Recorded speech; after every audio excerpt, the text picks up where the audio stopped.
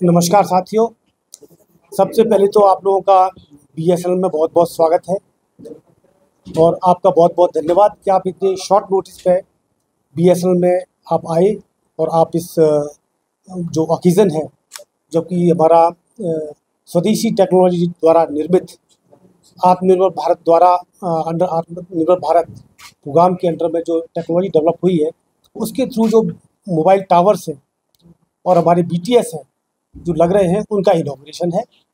कल आदरणीय प्रधानमंत्री जी 1 लाख टावर का इनॉग्रेशन करने वाले हैं, जो कि उड़ीसा से करेंगे। इससे पहले मैं आपको थोड़ा एक ओवरव्यू देना चाहूँगा कि भारत एक ऐसा देश है पूरे वर्ल्ड में जिसका कि मोबाइल नेटवर्क सबसे बड़ा है, चाइना के बाद। 1995 में हमारे पास लगभग 1 करोड़ कनेक्शन थे, लेकिन आज हमारे पास 120 करोड़ कनेक्शन, यानी कि आप समझ लीजिए कि 10 साल से ऊपर एज के ग्रुप के जितने भी लोग हैं, उन सबके पास एक एक मोबाइल कनेक्शन लगभग सबके पास है। तो ये बड़े हर्ष की बात है और बड़े गर्व का विषय है। आज हम देखें कि मोबाइल जन जन के हाथ में है। इतने सारे एफर्ट के बाद भी हमारे कुछ एरिया ऐसे रह गए हैं, remote areas, hilly areas, far flung दूर दराज के इलाके, जो कि कवर नहीं हो पाई थी किसी भी ऑपरेटर द्वारा। तो क्या हुआ, बीच बीच में बहुत सारी स्कीम्स आती रही। कभी कोई LW स्कीम आई, कभी कोई नॉर्थ ईस्ट के प्लान की स्कीम आई, कभी अनकवर्ड विलेजेस की स्कीम आई, लेकिन इन सब स्कीम्स के द्वारा भी कवर नहीं किया जा सका।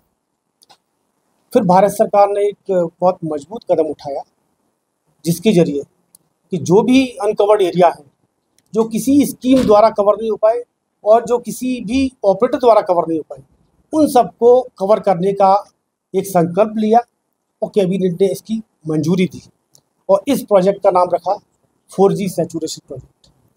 मतलब भारत को 4G के द्वारा हर गांव-गांव को सैचुरेट करना, इसका पूरा मकसद था। तो ये प्रोजेक्ट बीएसएनएल को दिया गया और इस प्रोजेक्ट में खास बात ये है कि जो भी टेक्नोलॉजी आएगी वो स्वदेशी डेवलप होना चाहिए। हमारी संस्था C.DOT ने इसे डेवलप किया। इसका 2 पार्ट होते हैं, एक रेडियो पार्ट होता है, एक कोर पार्ट होता है। तो कोर नेटवर्क डेवलप किया C.DOT ने और जो रेडियो पार्ट है वो डेवलप किया तेजस नेटवर्क, और इन सबको इंटीग्रेट किया टाटा कंसल्टेंसी सर्विस TCS ने। तो इसके द्वारा हमारे लगभग 1 लाख टावर पूरे देश भर में बन के लग के तैयार हो गए हैं और फुली फंक्शनल है। तो 1 लाख को अगर हम विभाजित करें तो किस तरह से है कि इसमें से कुछ टावर तो ऐसे हैं जो कि USOF universal service application fund, पहले इसका नाम था, आजकल इसका नाम बदल के रखा गया है डिजिटल भारत निधि, DBN प्रोजेक्ट। तो DBN के द्वारा फंडेड टावर जो है वो लगभग 18,000 है और लगभग 80,000 के आसपास जो टावर है वो BSNL ने अपने 2G 3G टावर्स को अपग्रेड करके 4G लगाया है। Same technology, same system integrator. तो उसका नाम है फेज़ 9.2, BSNL का अपना फेज़ 9.2। तो phase 9.2 plus DBN funded project, इन सबको मिला के लगभग 1 लाख टावर हो गए हैं। तो उनका इनॉग्रेशन आदरणीय प्रधानमंत्री जी कल उड़ीसा से करने वाले हैं। तो ये तो हो गया ऑल इंडिया पर्सपेक्टिव। अब थोड़ा सा मैं BSNL का बताऊं। तो BSNL जब से ये प्रोजेक्ट्स मिले हैं, भारत नेट का भी प्रोजेक्ट मिला है BSNL को, 4G का मिला है और BSNL ने काफ़ी कदम उठाए, जिसकी वजह से पिछले 2 क्वार्टर में BSNL को प्रॉफिट हुआ। बैक टू बैक प्रॉफिट देखें तो हमारा क्वार्टर 3 में 262 करोड़ का और क्वार्टर 4 में 280 करोड़ का प्रॉफिट हुआ है। और इस सब की वजह ये है कि एक तो 4G नेटवर्क का एक्सपांसन, हमारे FTTH connection bringing more efficiency in the operation, और ये ऑनगोइंग प्रोसेस है।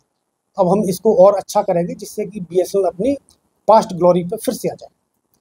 आपको विदित होगा BSNL का पर्पस केवल प्रॉफिट कमाना नहीं है, प्रॉफिट कमा के अपने आप को सस्टेन करना ये तो है ही।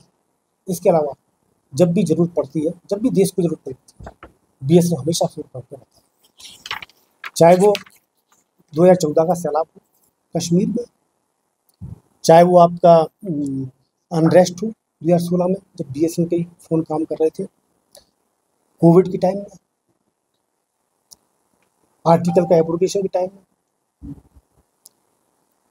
अमरनाथ यात्रा जो कि इतनी दुर्गम जगह पे है, जहाँ की आपको पता है कि मई तक बर्फ़ रहती है, और बीएसएनएल और जुलाई से यात्रा शुरू होनी है, रोड भी क्लियर नहीं होती। प्रथम पूजा 11 जून को होनी थी, 30 मई तक तो लगभग बर्फ़ ही थी। BSNL was the first operator जिसने फाइबर पहुँचाया, तो वहाँ पे लाइव टेलीकास्ट किया प्रथम पूजा। तो जब भी ज़रूरत पड़ती है देश को, बीएसएनएल हमेशा फोरफ्रंट पे। अब चूँकि मैं कश्मीर का इंचार्ज हूँ, तो थोड़ा ऑल इंडिया पर्सपेक्टिव के बाद मैं कश्मीर की बात करूँगा। तो कश्मीर में जो 4G सैचुरेशन प्रोजेक्ट है, जिसके तहत लगभग हमारे 300 के आसपास टावर खड़े हो गए हैं, और जिसमें से 262 टावर फुली फंक्शनल है, जो कि रिमोट एरियाज़ में है। और अंडर फेज 9.2 जिसमें कि 2G 3G को अपग्रेड किया गया है, ऐसे टावर 545 है। तो टोटल 545 प्लस 262 में 880 के आसपास टावर हमारे 4G में वर्क कर रहे हैं। कुछ एरियाज़ जो कि आपको विदित होगा, दूर दराज एरिया, जहाँ पे कि कोई भी ऑपरेटर नहीं था, जैसे कि कुछ नाम लेना चाहूँगा, केरन हो गया, केरन में कोई टावर नहीं था। आप में से पता नहीं कितने लोग केरन विजिट किए होंगे। केरन है, बच्छल सेक्टर है, टी12 टंधार है, नारनाग है, दूधपथरी है, नागनाड है, अहरबल है, गुरवतन है, तोश मैदान है ना, दूधपथरी है। तो और भी बहुत से रिमोट एरियाज़ हैं जहाँ पे भी हमारे टावर पहुँच चुके हैं और 4G इसमें वर्क कर रहा है। अब चूँकि टेक्नोलॉजी अभी डेवलप हुई है, तो ये कोई भी चीज़ नई डेवलप होती है तो हमेशा ऐसा नहीं कि एक बार में चल पड़ती है, उसमें हमेशा कभी ना कोई खामियां जरूर रहती है। तो धीमे धीमे उन खामियों को हमें दूर किया जा रहा है। जो भी थोड़ी बहुत नेटवर्क की थोड़ी बहुत हल्की फुल्की समस्या है, तो उनको प्रोग्रेसिवली उसे इम्प्रूव किया जा रहा है, और हमारी टीम इसमें सतत कार्यरत है। और आगे चल के आप देखेंगे कि बीएसएनएल अपने जो पुराने दिनों की तरफ ही वापस लौटेगा, जो कि हमारा 2006-07 के आसपास, जब ये बहुत ज़्यादा हमारे पास कैश सरप्लस था, तो वही दिन वापस। आपको बताना चाहूँगा, बीएसएनएल में जो टावर्स लगे हैं उन सब में सभी लोगों का योगदान है। हमारा स्टेट गवर्नमेंट ने भी बहुत एक्सपीडिशियसली लैंड एलोकेट की, हमें परमिशंस दी ऑप्टिकल फाइबर केबल ले करने की। लगभग 1000 किलोमीटर के आसपास पिछले 1.5 साल में फाइबर डला है इसी प्रोजेक्ट के तहत, जिसमें कि अंडरग्राउंड ऑप्टिकल फाइबर है और ओवरहेड भी है। ADSS टेक्नोलॉजी के थ्रू भी फाइबर इसको टावर्स को कनेक्ट किया गया है। टावर्स को दूर दराज इलाके में कनेक्ट करने का फाइबर से एक और बेनिफिट है, वो ये बेनिफिट है कि वहाँ हम अपना OLT लगा के, वो गांव में यदि ज़रूरत पड़े तो हम गांव वालों को टेलीफोन के मोबाइल के अलावा वाईफाई की सुविधा भी दे सकते हैं। ये भी एक कैपेबिलिटी डेवलप हो चुकी है। बीएसएनएल के पास में भारत नेट प्रोजेक्ट है।